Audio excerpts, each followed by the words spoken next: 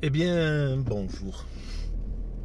Bonjour à vous et bienvenue sur l'espace dédié au site mécaniqueuniverselle.net. Voilà. Donc, vous savez que c'est l'espace sur lequel j'essaie de démontrer tranquillement que l'humanité est destinée à atteindre son ultime perfection. Et cette ultime perfection, c'est la paix universelle, la fraternité, l'amour du prochain, etc. Voilà. Alors, dans cette vidéo, je voulais un petit peu parler de... j'ai commencé à réfléchir sur sur ChatGPT. Et de ChatGPT, ça m'a amené à l'idée selon laquelle la pensée de l'intelligence artificielle, la vision de cette nouvelle technologie qui est très importante et qui va rendre des services immenses. Mais ce qu'on peut en dire, c'est que l'idée selon laquelle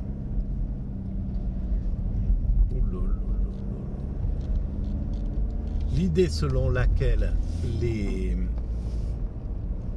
y a des camionneurs qui sont assez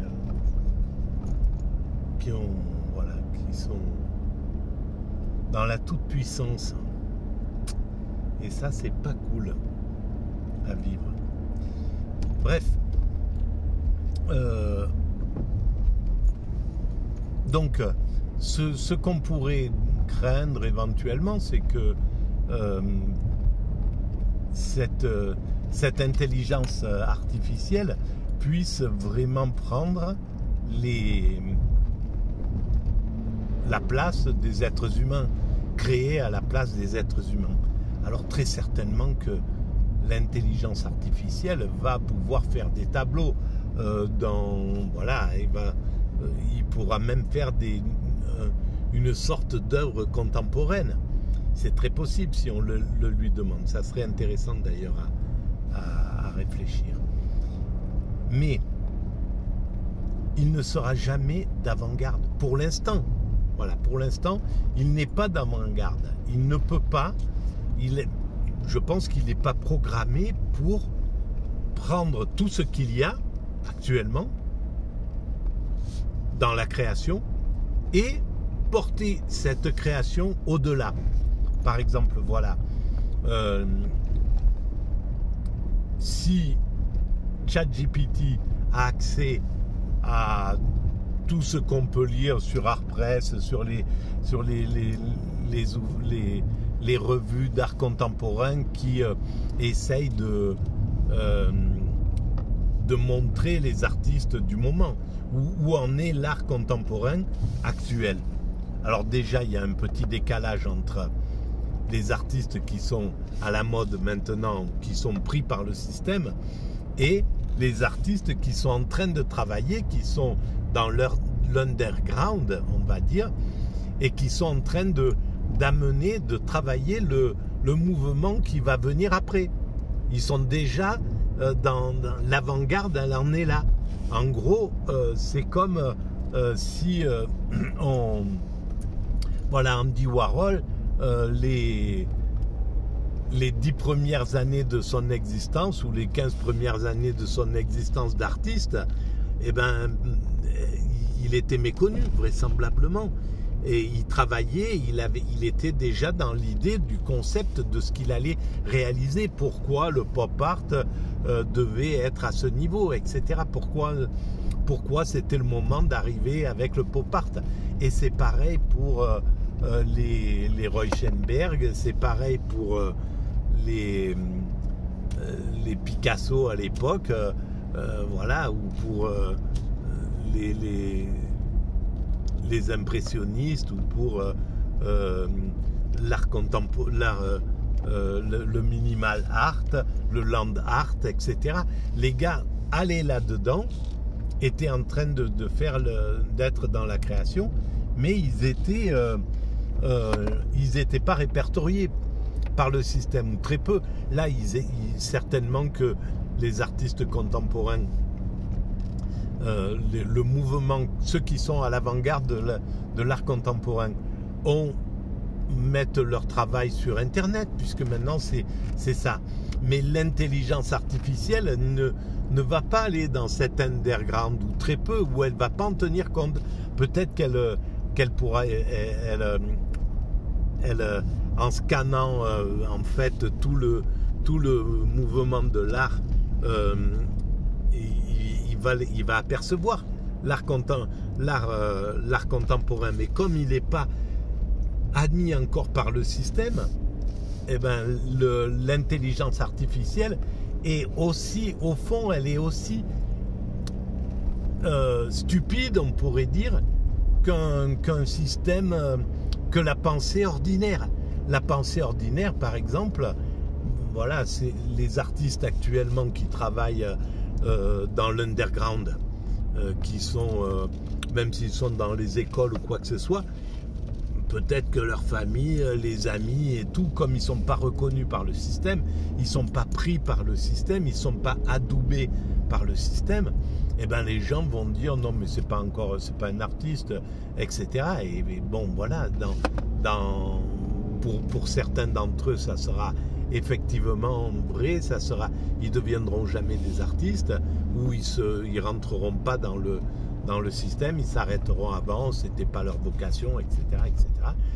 Et puis ceux qui vont persister, qui vont réussir, eh ben la plupart des gens dans le monde ordinaire a besoin que l'autre soit adoubé par la société, qu'on vienne dire bon ben c'est un bon écrivain reconnu, c'est un écrivain parce qu'il est reconnu par le système. Voilà. Et celui qui n'est pas reconnu par le système, il y en a qui ne vendent pas peut-être actuellement, qui sont et qui seront reconnus bien plus tard.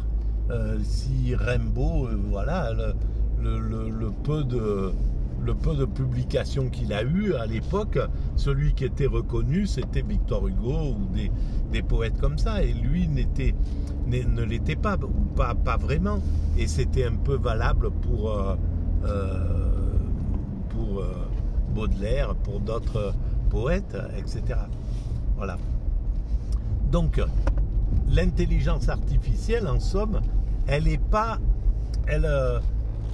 n'a pas les moyens d'être créative. Non seul pour l'instant, parce que déjà on lui donne pas la sensibilité. On l'amène pas à la sensibilité. C'est ce que j'ai essayé de démontrer en posant des questions à ChatGPT. Il parle comme un professeur de mathématiques, quoi, qui va pas mettre de sentiments, qui va pas s'intéresser à tout ça et qui va juste rester sur les explications basiques des choses.